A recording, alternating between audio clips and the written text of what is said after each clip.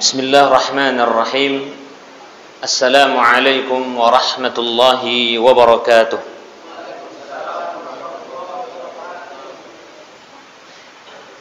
Innal hamdalillah nahmaduhu wa nasta'inuhu wa nastaghfiruh wa natubu ilayhi wa na'udzu billahi min shururi anfusina wa min sayyiati a'malina. Man yahdihillahu fala mudilla lahu wa man yudlil fala hadiya lahu.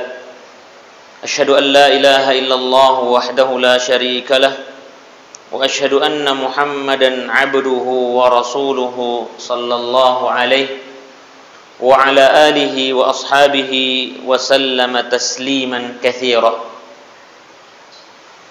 Allahumma la ilma lana illa ma 'allamtana wa 'allimna ma yanfa'una wa zidna 'ilma. Allahumma inna nas'aluka 'ilman nafi'an wa rizqan thayyiban wa 'amalan mutaqabbala. Rabbi zidna 'ilma warzuqna fahma. Amma ba'du, ma'asyiral ikhwati wal akhawat, a'azzani Allah wa iyyakum jami'an. Alhamdulillah.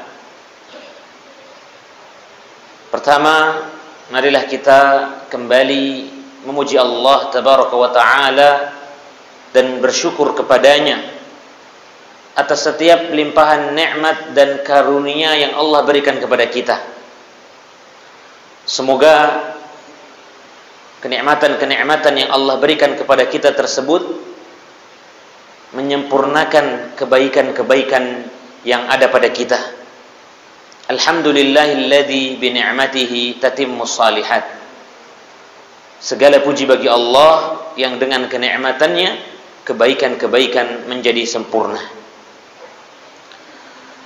Kemudian, ma'asyiral ikhwati wal akhawat, azzani Allah wa iyyakum jami'an. Alhamdulillah, pada malam hari ini atas izin Allah tabaraka wa taala kita diperkenankan kembali untuk berjumpa, duduk dalam majelis ilmu dalam rangka mendalami ilmu agama ini. Semoga pertemuan kita ini selalu mendatangkan rahmat, kebaikan dan ganjaran yang besar di sisi Allah Subhanahu wa taala.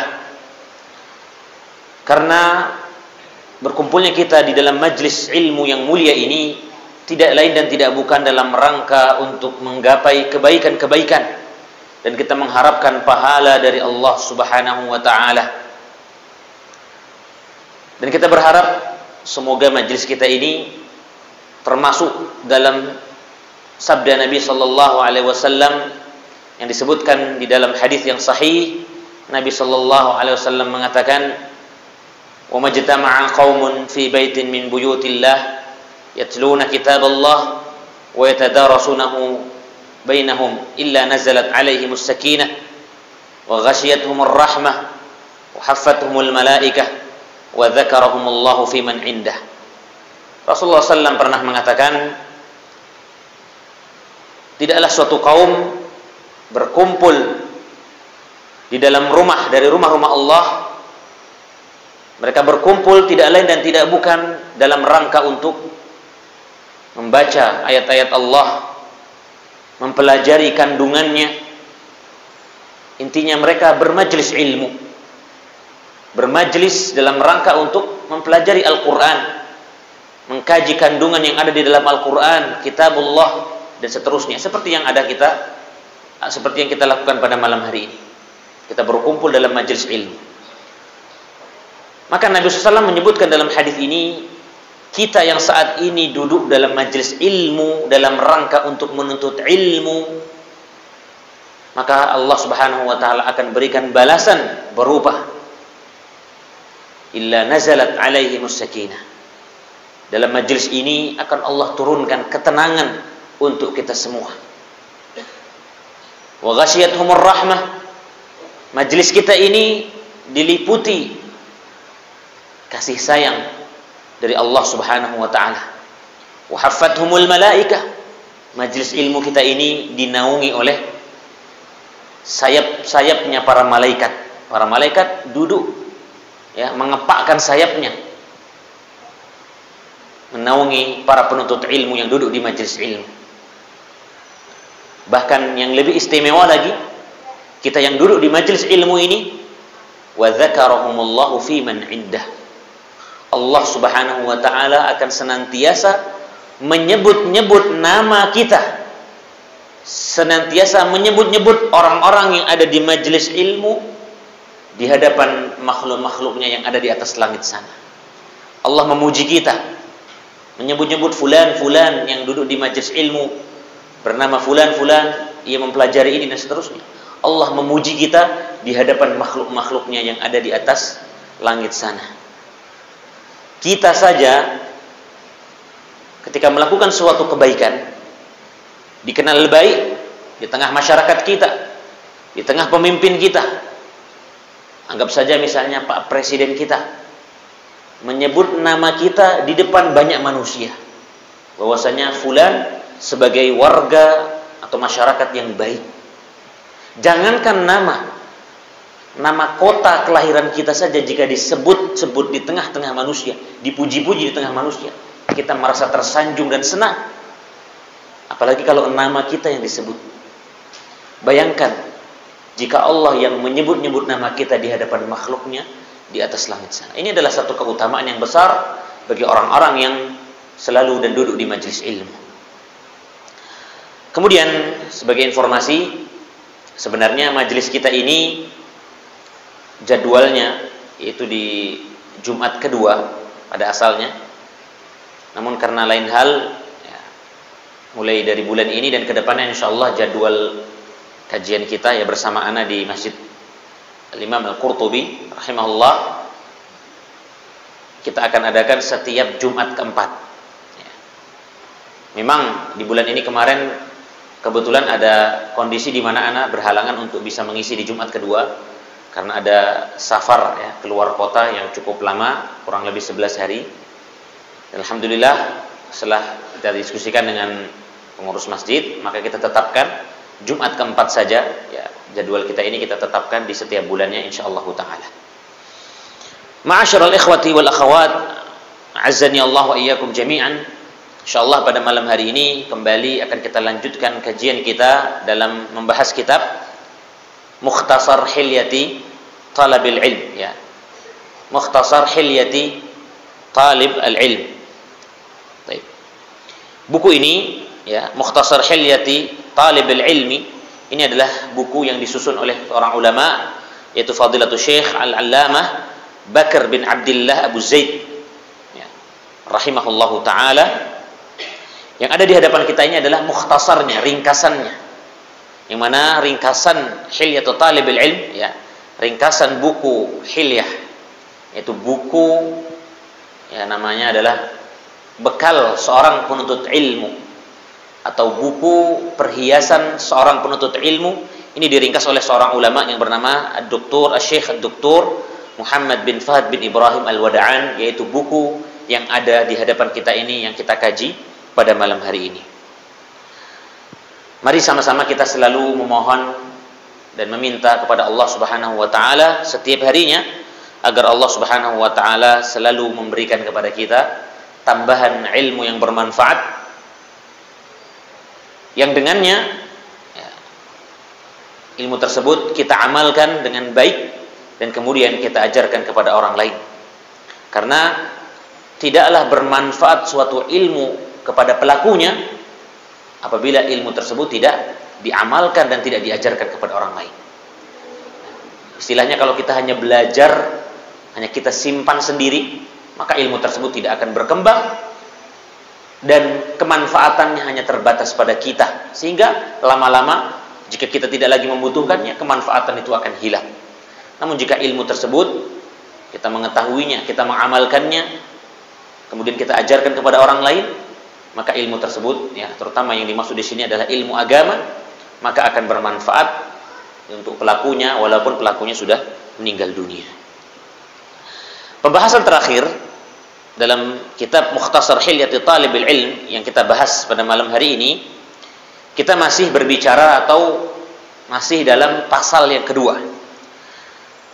Perlu diketahui buku Mukhtasar Hilyati Talibil Ilmi ini pembahasannya mencakup 7 pasal. Dan saat ini kita masih di pasal yang kedua, yaitu pasal yang kedua adalah kaifiyatut talabi wat talaqqi.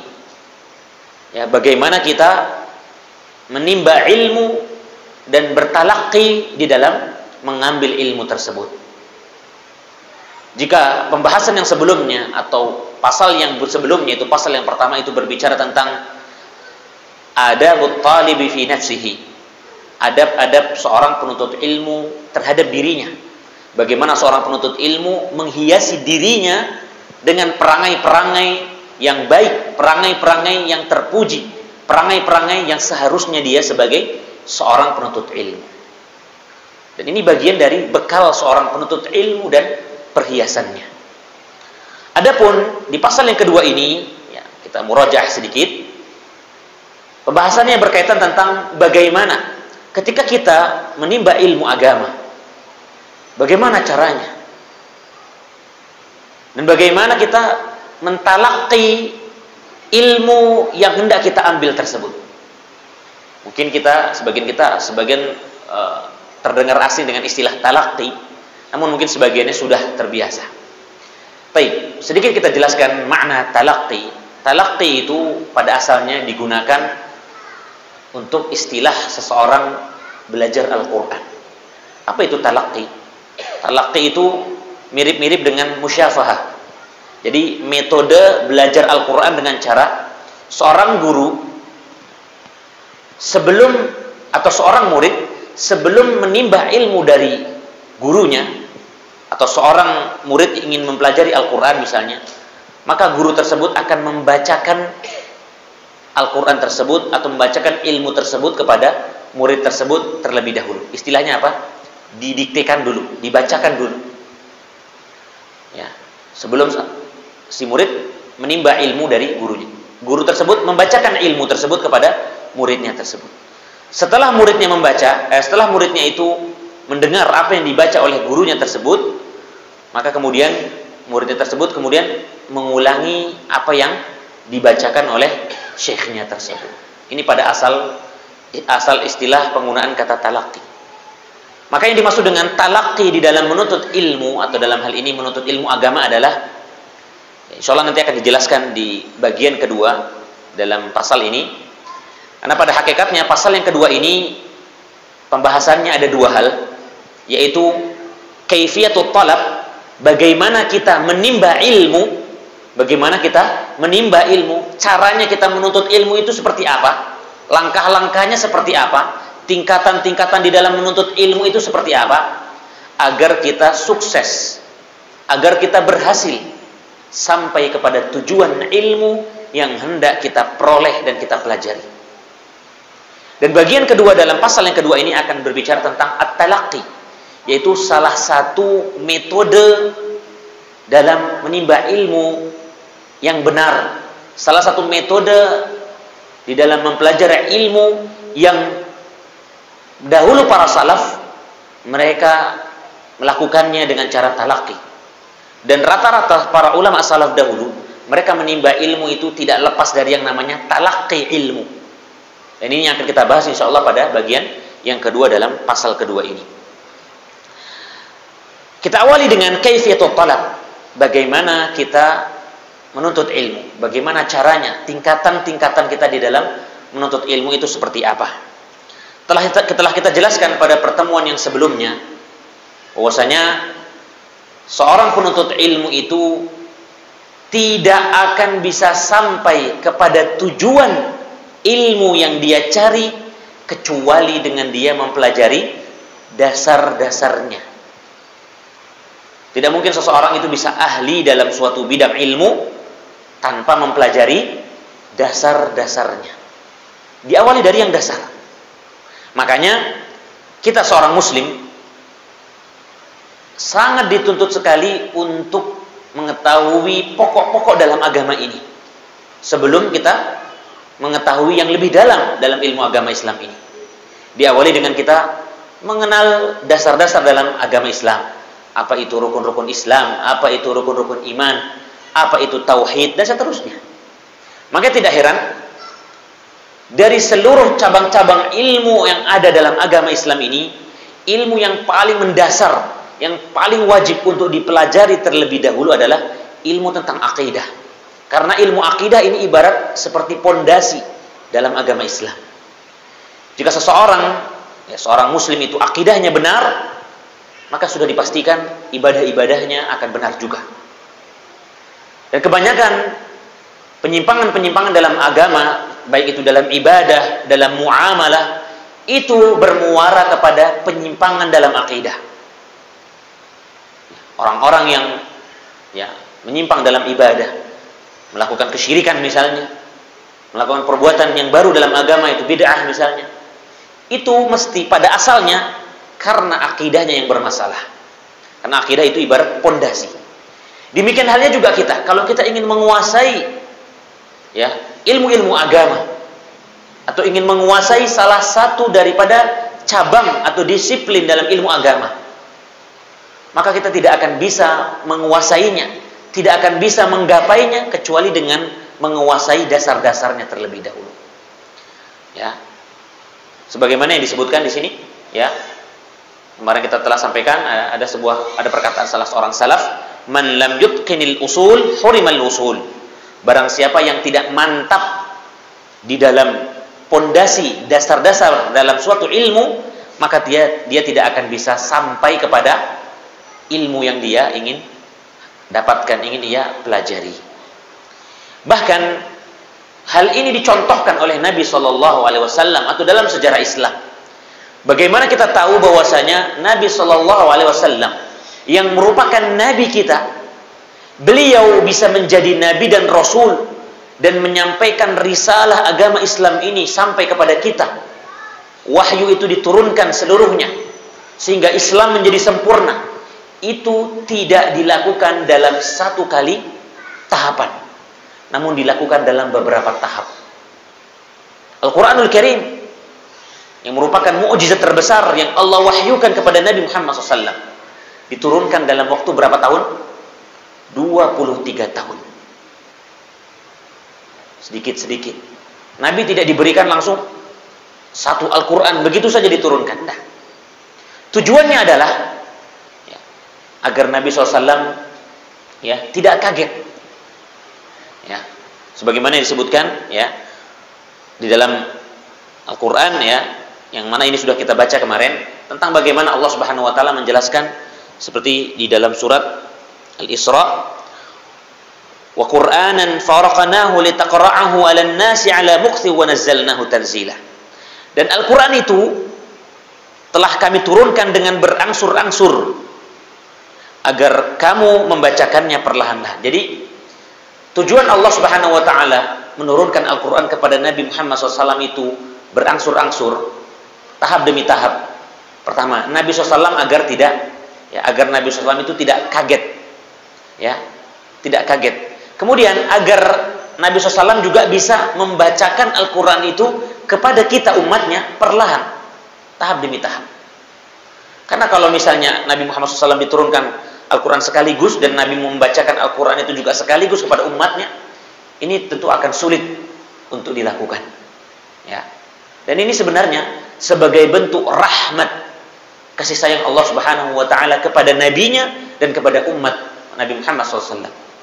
Allah menurunkan Al-Quran yang berisikan tentang wahyu ajaran Islam yang diturunkan secara bertahap. Sehingga kesimpulan syariat Islam yang diterapkan kepada kita umat Islam yang merupakan umat terakhir, umatnya Nabi Muhammad SAW ini dilakukan dengan tahap demi tahap. Kita mungkin pernah mendengar tentang pengharaman khamar di zaman Nabi. Itu dilakukan bertahap. Khamar itu tidak diharamkan langsung sekaligus. Diawali dengan firman Allah yang melarang siapapun yang meminum khamar tidak boleh mendekati sholat. Karena di zaman itu dulu khamar masih dibolehkan. Tapi kalau mau sholat, kalau lagi habis minum khamar, datang waktu sholat nggak boleh dia sholat. Syaratnya apa? Kalau sudah mau waktu sholat, tidak ada yang boleh minum khamar. Ini awalnya. Kemudian tahapan berikutnya disebutkan khamr itu ada manfaatnya, tetapi kemadharatan dalam khamr itu lebih besar daripada manfaatnya. Ini tahapan kedua. Tahapan ketiga, dan ini yang terakhir, barulah turun ayat tentang khamr itu adalah merupakan sesuatu yang diharamkan, najis, rijis ya, min amali syaitan. Khamr itu merupakan rijis ya, sesuatu yang kotor, sesuatu yang dosa, yang merupakan amalan syaitan. Barulah diharamkan secara keseluruhan. Jadi ada hikmah di sini. Maka demikian halnya juga ya, ketika Nabi SAW mendapatkan wahyu, Al-Quran itu diturunkan secara tahap demi tahap. Yang juga disebutkan dalam firman Allah yang lain, tujuan dari Al-Quran itu diturunkan secara bertahap adalah seperti firman Allah Subhanahu wa taala di dalam surat Al-Furqan ayat 32, wa qala alladhina kafaru laula nuzila alaihi al-Qur'anu jumlatan wahidah kadzalika linuthabbita bihi fuadak wa rattalnahu tartila. Berkatalah orang-orang kafir, kenapa Al-Quran itu tidak diturunkan kepada Nabi Muhammad sekali turun saja? Kenapa kok enggak Al-Quran itu diturunkan sekali turun saja? Maka Allah mengatakan di dalam ayat ini, kadzalika linutsabbita bihi fuadak. Tujuannya adalah, kata Allah, supaya kami bisa memperkuat hatimu wahai Muhammad, yang dengannya ya kami membacakan Al-Quran itu secara tertib. Jadi tujuan Al-Quran itu diturunkan secara bertahap agar Allah bisa menguatkan hati Nabi Muhammad SAW ketika menerima wahyu. Sekarang begini, logika saja. Kita kalau diberikan tugas atau amanah dari seseorang misalnya, atau dari atasan kita, kalau tugas setahun itu diberikan, Pak, tolong tugas setahun ini kerjakan dalam satu waktu, kira-kira apakah kita mampu? Pasti kita tidak akan mampu. Kita akan kaget, kita akan shock, hati kita menjadi lemah. Tetapi ketika tugas itu diberikan, Pak, ini ada tugas setahun, nah ini kita bagi kepada 12 bagian, karena setahun itu 12 bulan, maka setiap bulan tolong Bapak selesaikan tugas ini tahap demi tahap. Sehingga yang awalnya mengerjakan tugas itu sulit, lama-lama menjadi mudah karena terbiasa, sehingga menjadi kuat. Nggak terasa, tahu-tahu sudah setahun dan tugas itu sudah selesai. Ini salah satu gambaran logikanya. Maka demikian halnya juga di dalam menuntut ilmu. Kita mesti menempuh tahapan-tahapan di dalam menuntut ilmu, yang mana insyaallah kita akan sebutkan di antara tahapan-tahapan di dalam menuntut ilmu itu adalah sebagai berikut ini. Yang pertama, ya, disebutkan di sini tahapan-tahapan di dalam menuntut ilmu yang disebutkan di dalam kitab Mukhtasar Hilyati Talibil Ilmi ini disebutkan ada 6. Ada 6 tahapan di dalam menimba ilmu. Yang pertama, hifdzu mukhtasar fi. Tahapan pertama di dalam menuntut ilmu, ya, yang dengannya kita bisa menghasilkan ilmu, kita bisa sukses di dalam menuntut ilmu, yaitu adalah kita mesti menghafal mukhtasar, menghafal ringkasan, ya, menghafal ringkasan dari suatu cabang ilmu misalnya, ya. Hifdzu mukhtasar fi, kita mesti menghafal ringkasan pada disiplin ilmu tertentu. Kalau kita ingin menguasai ilmu fikih, maka kita awali dengan menghafalkan ringkasan pembahasan dalam ilmu fikih. Istilahnya adalah menghafalkan matan. Yang mana ini kita sebutkan, matan itu adalah sekumpul yang namanya matan itu adalah sekumpulan pembahasan-pembahasan dalam suatu cabang ilmu yang diringkas dalam suatu buku kecil, yang mana pembahasan-pembahasan dalam ilmu tersebut atau dalam pembahasan ilmu tersebut mencakup, ya, pembahasan-pembahasan yang ringkas, pembahasan-pembahasan yang rajih, yang telah dikuatkan oleh, ya, ulama-ulama yang mereka, ya, konsentrasi ilmunya dalam ilmu tersebut. Misalnya, kalau kita ingin menguasai fikih dalam mazhab Syafi'i, maka kita harus menghafalkan matan atau ringkasan pembahasan dalam fikih mazhab Syafi'i. Yang mana matan dalam fikih mazhab Syafi'i ini ada bukunya, ada ringkasannya yang disusun oleh salah seorang ulama. Yang mana ulama tersebut adalah ulama yang memang betul dikenal dengan mazhab Syafi'i dalam ilmu fikih. Ya, itu contohnya. Ingin menguasai ilmu nahwu, hafalkan ringkasan-ringkasan pembahasan dalam ilmu nahwu. Jadi seperti ini, ya. Tahapan pertama adalah menghafal. Kemudian tahapan yang kedua adalah dhabtuhu ala syaikhin mutqin. Setelah menghafalkan ringkasan dari ilmu tersebut, dimantapkan.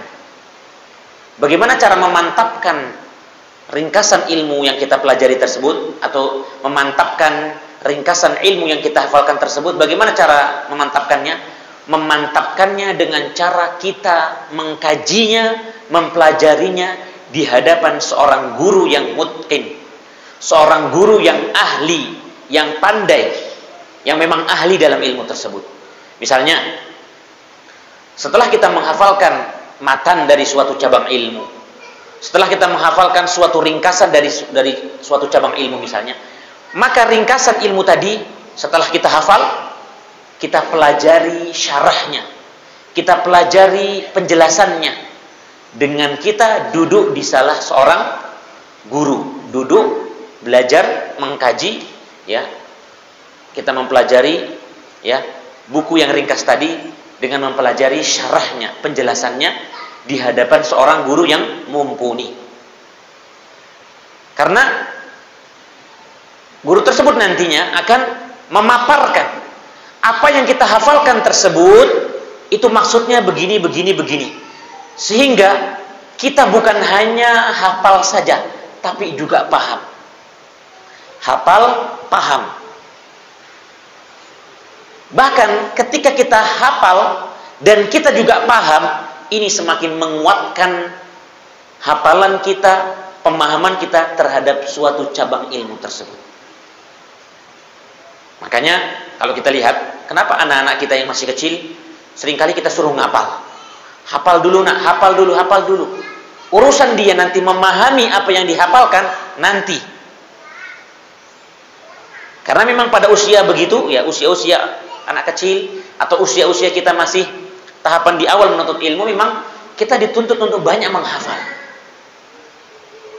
Makanya para masyayikh, para ulama, bahkan guru-guru kita ketika di STDI mungkin, ya, ketika kami dulu di STDI Imam Syafi'i di Jember, atau ketika di Madinah, dosen-dosen itu ketika mengajarkan ilmu di kelas, mereka mengatakan kepada kita, antum-antum ini yang di kelas ini mendengarkan apa yang ana sampaikan, kata beliau, harusnya, sebaiknya, kalau belum pernah menghafalkan matan-matan dalam ilmu-ilmu dalam agama ini, maka hafalkan hadis, hafalkan matan akidah, hafalkan. Kenapa? Karena apa yang disampaikan di kelas itu hanya sifatnya, ya, penjelasan secara ringkas saja, hanya kunci-kunci saja. Gak mungkin dosen atau, ya, guru tersebut ketika di kelas mendiktekan kita atau istilahnya nyuruh kita untuk menghafalkan di kelas, nggak mungkin. Waktunya nggak cukup. Makanya ketika misalnya di kelas itu misalnya dipelajari tentang, ya, mempelajari misalnya hadis Sahih Bukhari, syekh tersebut tidak akan mungkin menyuruh kita menyetorkan hadis Sahih Bukhari semuanya di kelas, nggak cukup waktunya. Sehingga kita dituntut untuk mandiri, ya. Jika di waktu di luar KBM kita misalnya hafalan hadis, ya, di halakoh-halakoh yang disediakan misalnya di Masjid Nabawi, atau di halakoh-halakoh ilmu yang fokus halakoh hafalan misalnya. Dan ini bagian daripada kita untuk memantapkan ilmu yang kita pelajari, ya. Jadi kita hafalkan dulu, kemudian kita mantapkan hafalan kita ini dengan mempelajari syarahnya, penjelasan dari apa yang kita hafalkan tersebut di hadapan seorang guru yang mutqin, seorang guru yang mumpuni. Sehingga kita mendapatkan dua kebaikan di dalam menuntut ilmu, yaitu kita hafal ilmunya dan kita paham ilmunya, sehingga itu menjadi lebih kuat dan menancap ilmu tersebut dalam diri kita. Kemudian berikutnya,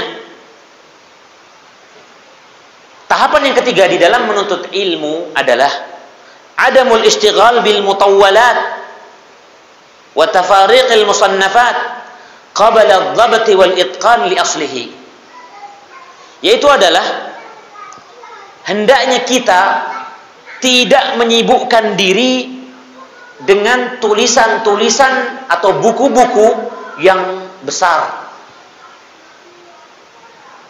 sebelum kita memantapkan, menguasai yang dasar-dasarnya terlebih dahulu.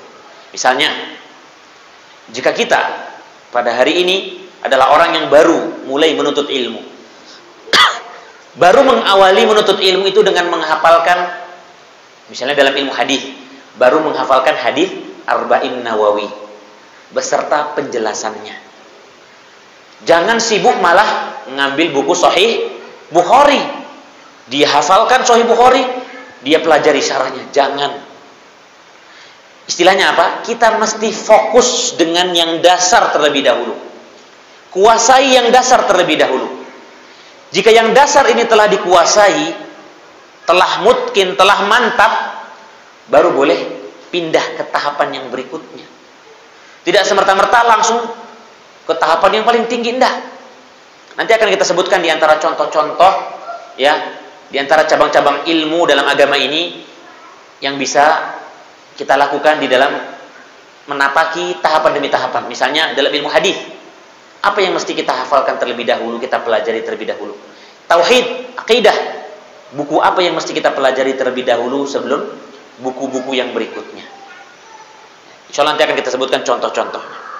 Jadi biasanya sebagian penuntut ilmu, karena saking semangatnya, ia merasa tidak cukup, merasa tidak puas dengan dasar-dasar ilmu yang dia pelajari saat itu. Istilahnya dia terburu-buru ingin langsung menguasai ilmu yang tinggi, padahal ilmu yang dasar itu belum dia kuasai sepenuhnya. Maka jangan sekali-kali kita menyibukkan diri atau tidak fokus dari memantapkan, menguasai dasar-dasar ilmu yang saat itu sedang kita pelajari dan kita sedang konsentrasi dan fokus di dalam mempelajarinya. Itu dia. Jadi tahapan ketiga adalah tidak menyibukkan diri dengan ilmu yang lebih tinggi sebelum kita menguasai ilmu yang mendasar terlebih dahulu. Kemudian berikutnya, tahapan yang keempat, la tantaqil min mukhtasarin ila akhar bila mujib, fahadha min babid dajar. Janganlah kamu berpindah dari satu ringkasan kepada ringkasan yang lainnya. Janganlah kamu pindah dari satu dasar ilmu kepada dasar ilmu yang lainnya sebelum kamu menyelesaikan dasar ilmu yang saat itu sedang kamu pelajari. Istilahnya apa? Kalau saat itu lagi fokus mempelajari satu buku dalam ilmu, misalnya akidah, maka jangan pindah kepada buku akidah yang berikutnya sampai kita mantap di dalam menguasai buku tersebut. Ini kita kalau bicara satu bidang ilmu ya, akidah misalnya. Misalnya hari ini kita sedang fokus mempelajari kitab Al-Usulul Thalathah karya Fadilatul Syekh Muhammad bin Abdul Wahhab. Jangan kita buru-buru langsung mempelajari Kitabut Tauhid, Kasyfus Syubhat, Nawaqidul Islam. Jangan. Selesaikan dulu. Mungkin ada yang bertanya nanti, atau mungkin ada pertanyaan misalnya, gimana kalau misalnya hari Senin saya fokusnya belajar ilmu hadis Ustaz, ilmu akidah, usulul salasah. Hari Selasa saya belajar tentang hadis Arba'in Nawawi. Itu boleh nggak? Kalau seperti itu insya Allah boleh, karena dia beda cabangnya. Cuman yang lebih bagus lagi kalau kita bisa menyelesaikannya satu-satu. Tapi mungkin sebagian kita memiliki waktu yang tidak banyak. sehingga harus efisien waktunya. Maka bisa dilakukan dengan cara tadi. Ya, sepertilah misalnya yang kita lakukan hari ini, kita datang di majelis akidah, besok kita di majelis hadis, besok di majelis apa. Tetapi kalau kita diberikan kemudahan dan memiliki waktu yang banyak untuk bisa fokus kepada satu majelis terlebih dahulu, maka fokuslah kepada satu majelis. Jangan berpindah-pindah kecuali setelah menyelesaikan majelis ini.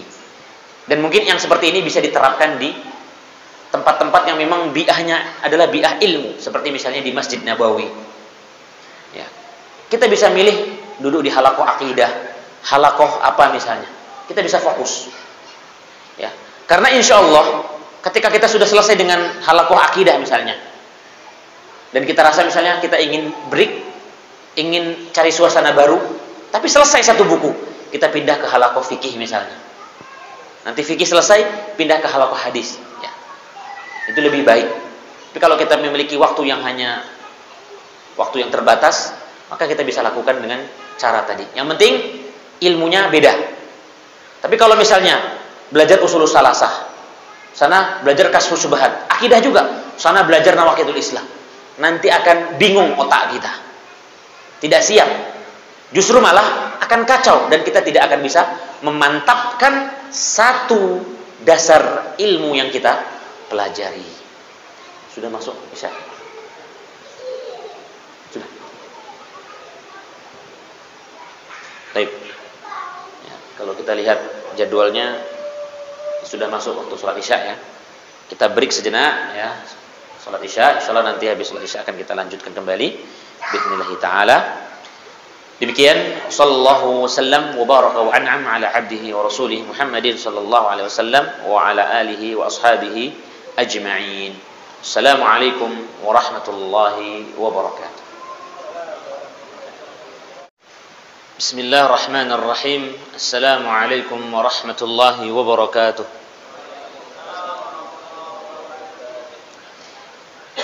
Innal hamdalillah nahmaduhu wa nasta'inuhu wa nastaghfiruh wa natubu ilayhi wa na'udzu billahi min shururi anfusina ومن سيئات أعمالنا من يهده الله فلا مضل له ومن يضلل فلا هادي له أشهد أن لا إله إلا الله وحده لا شريك له وأشهد أن محمدا عبده ورسوله صلى الله عليه وعلى آله وأصحابه وسلم تسليما كثيرا أما بعد معاشر الإخوة والأخوات أعزني الله وإياكم جميعا. Kita lanjutkan kajian kita masih dalam membahas kitab Mukhtasar Hilyati Talibil Ilmi, dalam pasal atau pada bagian pasal yang kedua, yaitu kita masih membahas tentang kaifiyatut talabi wat talaqqi, bagaimana kita menuntut ilmu yang benar, bagaimana caranya kita menuntut ilmu yang benar sehingga kita bisa sampai kepada ilmu yang hendak kita capai, yang hendak kita cari. Tadi kita sebutkan bahwasanya di antara tahapan-tahapan cara atau metode yang benar di dalam menuntut ilmu disebutkan ada 6. Yang pertama, tahapan yang pertama di dalam menuntut ilmu adalah kita mesti menghafal. Apa yang dihafal? Menghafal ringkasan dari suatu cabang ilmu. Yang kedua, setelah kita menghafal, kita memantapkan apa yang kita hafal tadi, kita mantapkan dengan cara kita duduk di hadapan seorang guru atau syekh dalam rangka untuk mempelajari syarah atau penjelasan-penjelasan dari ringkasan-ringkasan yang kita hafalkan tadi. Kemudian yang ketiga, kita tidak menyibukkan diri dengan ilmu-ilmu yang lebih tinggi sebelum kita menguasai ilmu-ilmu yang dasar. Karena jika kita tidak memperhatikan hal ini, maka dipastikan seseorang tidak akan sukses di dalam menuntut ilmu. Dan terkadang penyebabnya adalah karena terlalu semangat yang tidak terarah. Maka perlunya kita di dalam belajar, kita mesti bertanya, kita mesti berkonsultasi kepada para guru, para masyayikh, ya, kepada para ustadz, bagaimana kita seharusnya ya menuntut ilmu dengan benar. Bagaimana tahapan-tahapan. Kemudian tahapan yang berikutnya, itu tahapan yang keempat atau metode yang berikutnya di dalam menuntut ilmu adalah hendaknya kita tidak berpindah dari satu ringkasan kepada ringkasan yang lainnya sebelum kita menyelesaikan ringkasan yang saat itu kita sedang pelajari. Istilahnya, ketika kita sedang fokus mempelajari suatu dasar ilmu, maka jangan buru-buru pindah kepada dasar ilmu yang lainnya. Kalau kita sedang mengkaji, mempelajari satu buku dalam suatu cabang ilmu, maka kita jangan buru-buru berpindah kepada buku yang lainnya masih dalam cabang ilmu tersebut. Sehingga bagaimana? Kita mesti menyelesaikannya. Dan alhamdulillah, para asatidzah kita ketika menyampaikan ta'lim, kajian yang sifatnya adalah kajian berupa buku, bukan tematik, alhamdulillah kita perhatikan dan kita lihat, dan ini sudah sesuai dengan metodenya para ulama di dalam belajar dan mengajarkan ilmu. Ya, ketika mengkaji suatu buku, buku tersebut dikaji sampai selesai, alhamdulillah. Ada yang buku itu mungkin ringkas, cepat selesainya. Ada juga yang bukunya itu tebal, lama selesainya. Bahkan bisa jadi ada yang mungkin dari awal ngaji sampai dia saat ini buku itu belum selesai. Misal, kalau di Perawang itu ada yang dikaji itu buku Mukhtasar Sahih Bukhari yang isi Ustadz Khalid Abdus Samad hafizahullah. Mukhtasar Sahih Bukhari ini ringkasan daripada Sahih Bukhari yang tebal. Kalau Sahih Bukhari itu hadis-hadis dari Rasulullah SAW yang di situ disebutkan jalur sanadnya beserta hadis itu sendiri. Sedangkan Mukhtasar ini fokus kepada hadis-hadisnya. Jadi sanadnya itu hanya disebutkan an sahabat siapa misalnya. Dari sahabat siapa langsung qala Rasulullah SAW. Langsung masuk kepada inti pembahasan dalam hadis tersebut. Itu belum selesai. Di antaranya juga yang lumayan agak tebal, buku yang dikaji oleh Ustadz siapa ya, seperti kayak kitab Tauhid ya. Dan ini bahkan kitab Tauhid ini dijelaskan oleh beberapa ustadz dengan beda syarah ya. Seperti dengan Ustadz Aspri itu dengan Al-Qaulus Sadid ya. Al-Qaulus Sadid atau Al-Qaulul Mufid, ana lupa ya, yang merupakan salah satu kitab yang mensyarah kitab Tauhid. Ustadz Heri Purnama juga menyampaikan tentang kitab Tauhid juga, tetapi beda syarahnya. Jadi alhamdulillah ya. Dan anak pribadi di Perawang saat ini sedang mengkaji dua buku. Yang satu adalah kitab Fadlul Islam ya, salah satu buku dalam akidah yang disusun oleh Fadilatul Syekh Muhammad bin Abdul Wahab. Itu baru mulai belum nyampe setahun inilah, atau baru beberapa bulan. Juga kita ada sampaikan juga di kesempatan yang lain di Perawang juga kita mengkaji kitab Sahih Al-Adabil Mufrad. Kalau di Perawang kalau di Siak ana rasa juga sama Ustadz Heri ya, Sahih Al-Adabil Mufrad. Nah, ini termasuk buku yang cukup panjang, cukup besar ya. Tapi alhamdulillah ustadz-ustadz kita bisa konsisten untuk membahas kitab itu dan sampai selesai.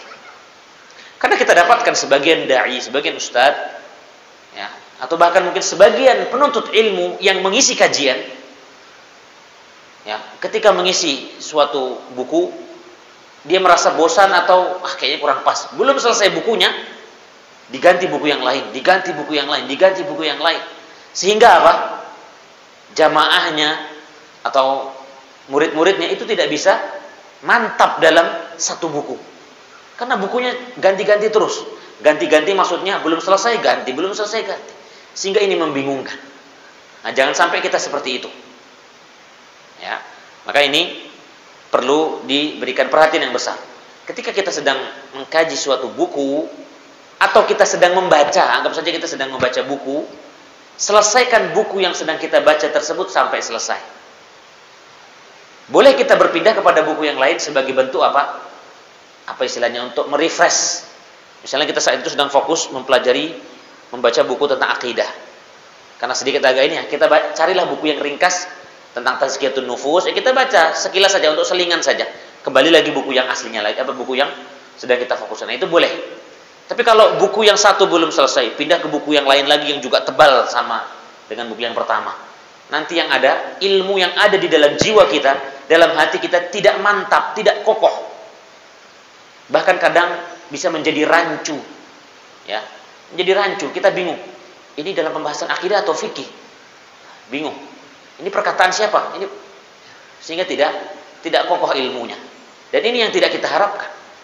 Kita kalau ingin mencontoh para ulama di dalam menuntut ilmu, maka kita harus mencontoh dalam cara mereka menimba ilmu. Salah satunya, mereka bisa memiliki ilmu yang kokoh dan mantap karena mereka menjalankan atau mereka menapaki menuntut ilmu itu dengan tahapan-tahapannya yang benar. Kemudian disebutkan di sini alasan kenapa kita tidak boleh berpindah dari satu ringkasan dalam suatu ilmu kepada ringkasan yang lainnya, atau tidak boleh berpindah dari satu pembahasan ilmu kepada pembahasan yang lainnya sebelum pembahasan ilmu atau ringkasan ilmu yang sedang kita pelajari itu selesai kita pelajari, baru kita boleh pindah. Alasannya adalah kenapa kita tidak boleh berpindah begitu saja? Sebab hal itu dikatakan atau menyebabkan menjadi tidak fokus. Kita tidak akan bisa fokus. Dan sebagaimana kita katakan, kita tidak akan memiliki kekokohan ilmu yang kuat dalam hati kita. Kemudian tahapan berikutnya adalah di dalam menuntut ilmu hendaknya kita iqtinasul fawaidi wad dawabitil ilmiyah. Kita sebagai seorang penuntut ilmu, ketika sedang menjalani tahapan-tahapan dalam menuntut ilmu, kita mesti menjalani tahapan yang namanya berburu faidah-faidah ilmu dan kaidah-kaidah ilmiah. Berburu faidah-faidah dan kaidah-kaidah ilmiah. Maksudnya apa? Setiap kali kita duduk di majelis ilmu, misalnya membahas suatu kitab, kita berusaha untuk mengeluarkan faidah-faidah apa saja yang bisa kita dapatkan dari buku ini. Kaidah-kaidah apa saja yang bisa kita dapatkan dari ilmu ini atau dari buku ini. Ya, seperti yang kita sebutkan, yang sedang kita pelajari, di antara kaidah-kaidah yang bisa kita pelajari dalam pasal yang kedua ini yang kita sebutkan tadi, man lam yutqinil usul hurimal usul. Ini satu kaidah dalam kitab ini. Ya, ini sebenarnya disebutkan dalam buku-buku para ulama tentang pentingnya kita menuntut ilmu melalui tahapan-tahapan yang benar. Ya, man lam yutqinil usul, ini maksudnya adalah barang siapa yang tidak mantap dalam dasar-dasar ilmu, niscaya dia tidak akan bisa sampai kepada tujuan ilmu yang dia ingin kuasai atau ingin dia capai. Ini satu kaidah. Faidah-faidah misalnya contohnya yang kita dapatkan dalam majelis ini, faidah di dalam pasal yang kedua ini, di antara dalam tata cara yang benar di dalam menuntut ilmu adalah kita yang namanya belajar itu mesti melalui tahapan yang namanya menghafal. Harus hafal. Nggak ada seseorang itu bisa menguasai suatu ilmu tanpa menghafal. Ilmu-ilmu umum saja kita dituntut untuk ada hafalannya. Ingin pandai dalam ilmu, ingin jadi dokter, mempelajari ilmu-ilmu kedokteran, ana yakin ada hafalannya.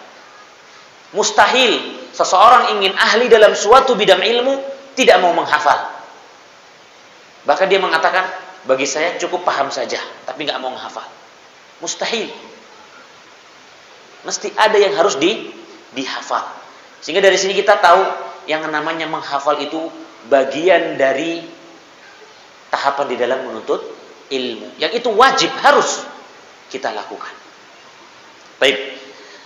Kemudian berikutnya, di antara tahapan-tahapan di dalam belajar dan menuntut ilmu yang benar adalah Dan ini mungkin yang terakhir yang disebutkan dalam buku ini, yaitu adalah jam'un nafsi lit-talabi wat-taraqqi fihi wal-ihtimam wat-taharruq lit-tahsili wal-bulughi ila ma fawqahu hatta tafida ila al-mutawwalat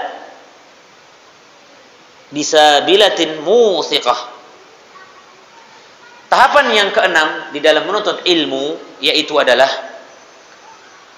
hendaknya mengkonsentrasikan jiwa, mengfokuskan jiwa, ya, memfokuskan jiwa untuk menuntut ilmu dan meningkat di dalamnya. Maksudnya adalah ketika kita belajar, kita harus konsentrasi. Jiwa kita ini tidak bisa main-main. Kalau mungkin sebelum masuk ke majelis ilmu silahkan bercanda gurau, kita bersenda gurau dengan teman-teman kita, saudara-saudara kita. Tapi sudah masuk ke majelis ilmu, fokus, konsentrasi. Dan kita ada niat di dalam hati, dengan kita konsentrasi di dalam belajar ini, kita akan meningkat hari demi hari. Kita istilahnya naik level. Yang awalnya kita tidak tahu menjadi tahu.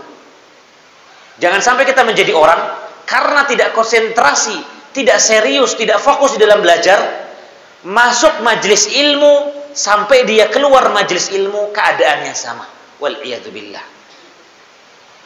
Ibaratnya ilmu itu masuk telinga kanan, keluar telinga kiri. Tidak ada bekasnya sama sekali. Wal iyadu billah. Maka harus ada athar, harus ada jejak, harus ada bekas di dalam hati kita, dalam jiwa kita ini sebagai seorang penuntut ilmu. Jika kita sebelumnya adalah orang yang tidak memiliki budi pekerti yang luhur, tidak memiliki akhlak yang mulia sebelum menuntut ilmu, ketika telah menuntut ilmu, kita sekarang ketika keluar dari majelis ilmu, kita menjadi orang yang memiliki adab dan akhlak yang baik. Dulu sikap kita kasar sebelum belajar, setelah belajar kita menjadi orang yang lembut.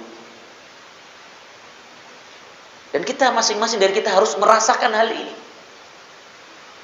Caranya bagaimana? Konsentrasi di dalam belajar. Fokuskan jiwa, konsentrasikan jiwa di dalam menuntut ilmu, dan kita berusaha untuk meningkat di dalamnya. Maksudnya kita berusaha meningkat di dalam menuntut ilmu.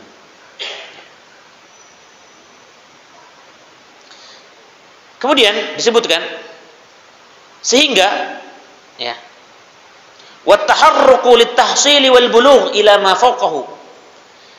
Kemudian ya, kita mengonsentrasikan jiwa, memfokuskan jiwa untuk menuntut ilmu dan meningkat di dalamnya.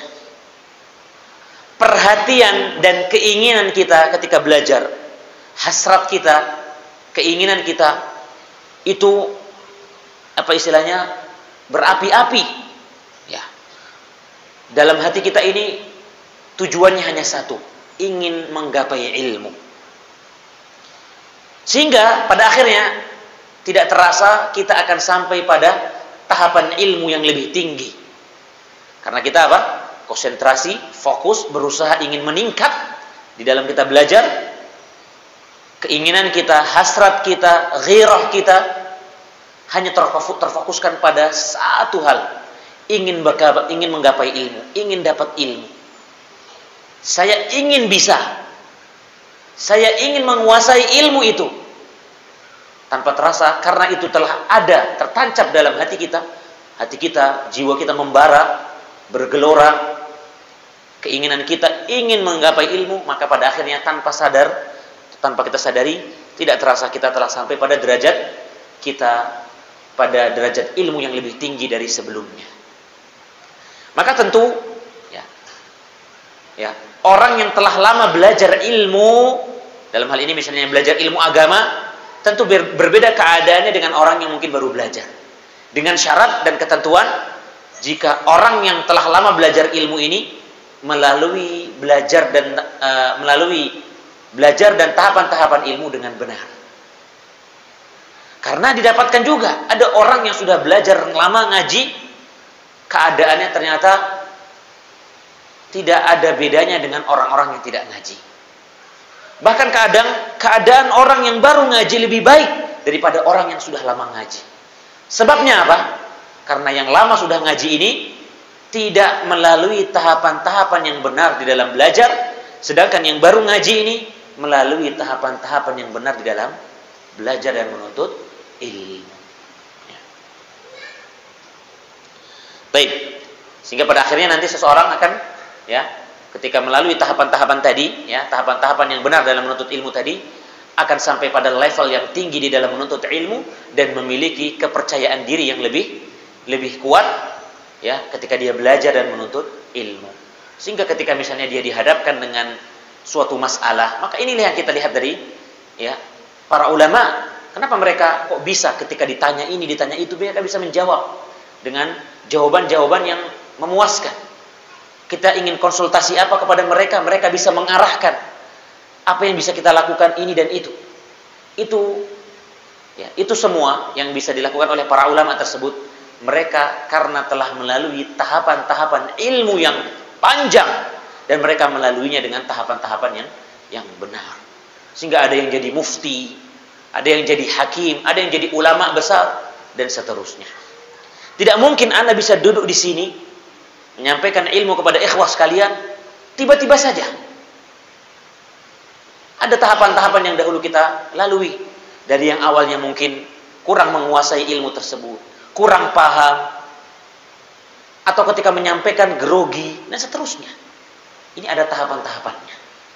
Maka hendaknya kita mesti memperhatikan metode atau cara yang benar atau tahapan-tahapan yang benar ini di dalam menuntut ilmu. Baik, sudah jam 8, hampir jam 8 ya.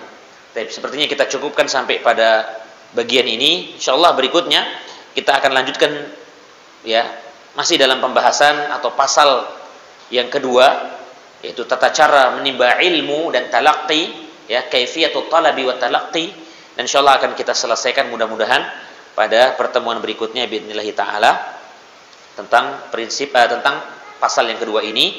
Sekaligus nanti akan kita jelaskan beberapa contoh yang bisa kita lakukan di dalam tahapan-tahapan di dalam menuntut ilmu. Misalnya ilmu hadis, apa yang mesti kita pelajari terlebih dahulu kalau ingin menguasai ilmu hadis, ilmu fikih, ilmu tauhid, dan seterusnya. Insyaallah akan kita berikan beberapa contoh di antaranya yang akan disebutkan di dalam buku ini. Sekaligus nanti juga akan disebutkan dalam pasal yang kedua ini tentang, dan ini mungkin perlu akan anak ulang-ulang terus, ya, tentang pentingnya kita talaqqi ilmu kepada seorang guru. Maksudnya apa? Kita mesti hadir di majlis ilmu di dalam mempelajari ilmu. Sebagian kita ada yang mengatakan, saya bisa kok belajar otodidak.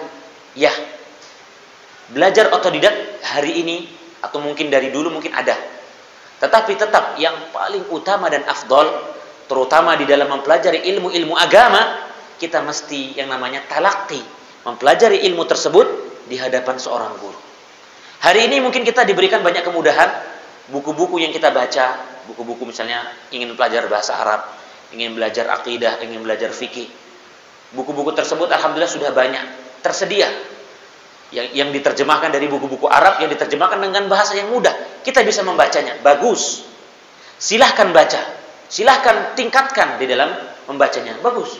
Tetapi ingat, jangan sampai mentang-mentang kita rajin baca buku sampai tidak mau lagi duduk di majelis ilmu. Karena pada hakikatnya para salaf dahulu, mereka sukses di dalam belajar, sukses di dalam menuntut ilmu itu, mereka mempelajari ilmu itu bukan dengan otodidak, tetapi apa? Duduk di majelis ilmu, belajar dengan seorang guru. Itulah yang dimaksud dengan apa? Talaqqi di dalam menuntut ilmu. Wallahu a'lam bishawab. Baik, sebelum kita akhiri mungkin kita berikan kesempatan kepada ikhwah sekalian jikalau ada yang mau bertanya, 1 atau 2 pertanyaan. Kalau pertanyaan 1 panjang jawabannya mungkin 1 saja, tapi kalau pendek ya 1 atau 2 pertanyaan dipersilahkan. Tafadhol. Silakan.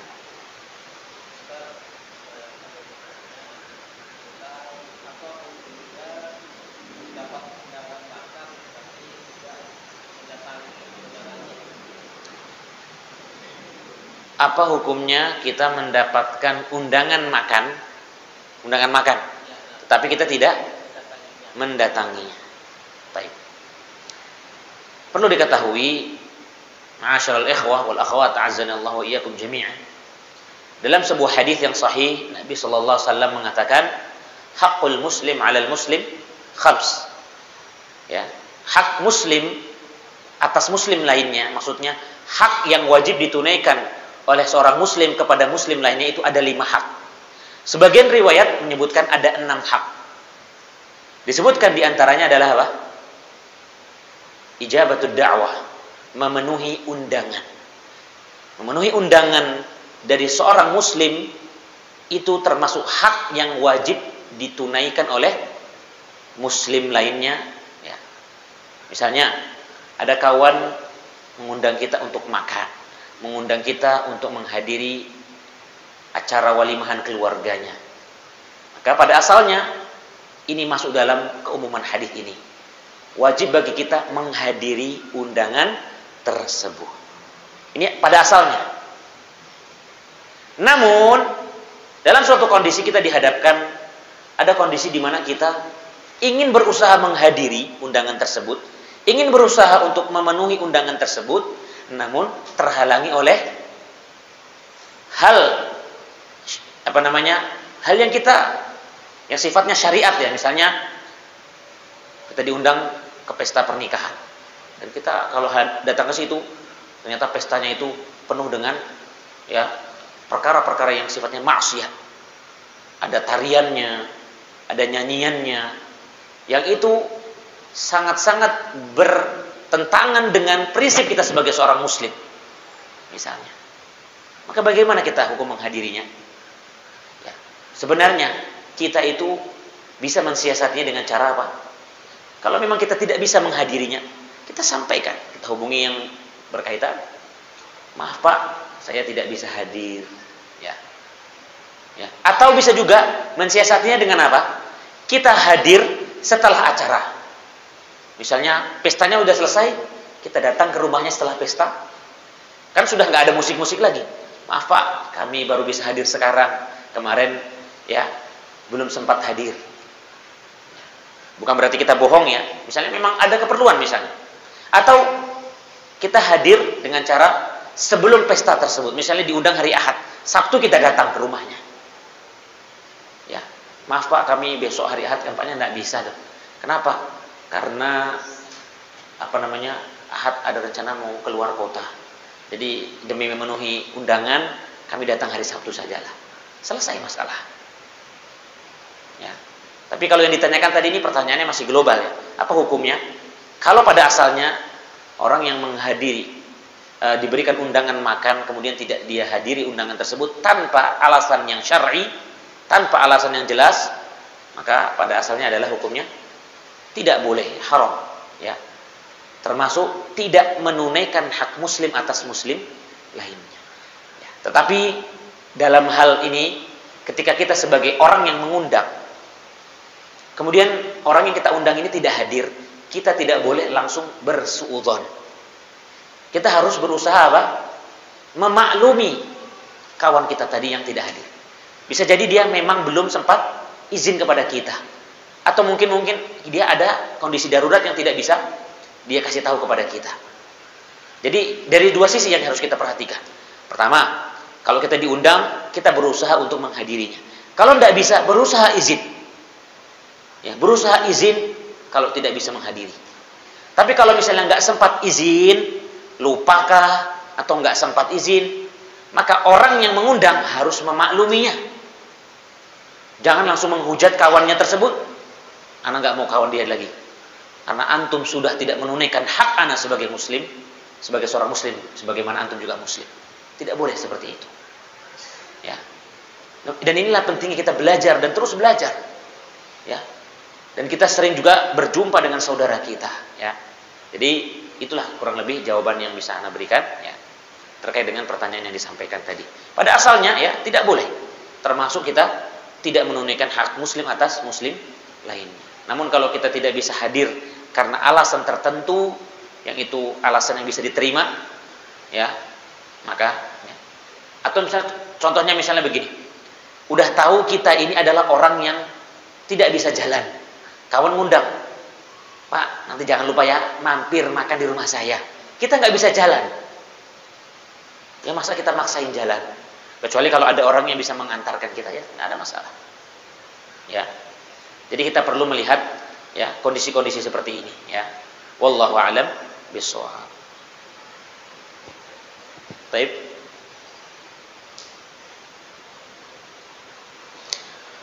Baik, sepertinya kita cukupkan sampai sini dulu. Ya. Ana ucapkan jazakumullahu khairan pada ikhwah semuanya dan akhwat sekalian juga atas perhatiannya, dan semoga Allah Subhanahu wa taala menjadikan majelis kita ini majelis yang penuh dengan kebaikan, majelis yang penuh dengan keberkahan, majelis yang mendatangkan banyak kebaikan dan pahala di sisi Allah Subhanahu wa taala. Semoga ilmu yang kita sampaikan pada malam hari ini bermanfaat untuk kita semua, terutama kami yang menyampaikannya, dan kurang lebihnya kami memohon maaf. Sallallahu wasallam wa baraka wa an'am ala abdihi wa rasulihi Muhammadin sallallahu alaihi wasallam wa ala alihi wa ashabihi ajma'in. Kita tutup dengan doa kafaratul majlis. Subhanaka Allahumma wa bihamdika asyhadu an la ilaha illa anta astaghfiruka wa atubu ilaik. Assalamualaikum warahmatullahi wabarakatuh.